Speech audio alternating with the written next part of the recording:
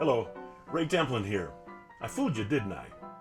Well, actually, through the technological marvel called Musical Instrument Digital Interface, or MIDI, my keyboard is actually being played by a file on the computer back there. What's even more interesting is the music you're listening to originated on a 90-plus-year-old paper piano roll.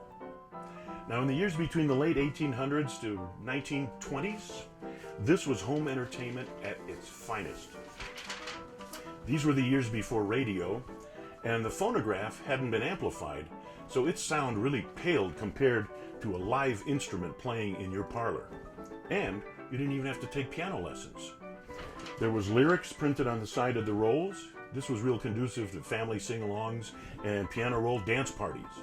Between 1915 and 1925, 85% of all pianos manufactured in this country alone were players. Millions of these rolls were made. You could get the latest pop tunes, classical selections, ragtime, jazz, and a lot of times musical celebrities actually hand-played them. Imagine, you got Scott Joplin, you got Sergei Rachmaninoff, or Fats Waller playing your piano.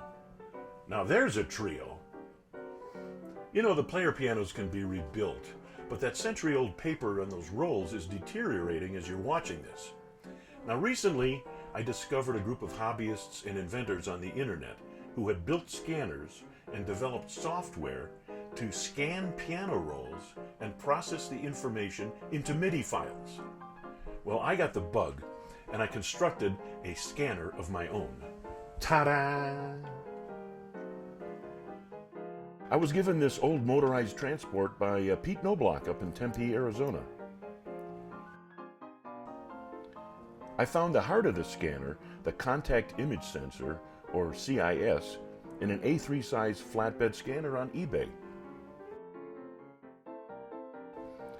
I constructed this area out of steel tubes to keep the paper flat as it passes under the CIS array, and mounted a cold cathode fluorescent light under the tubes to light the moving paper.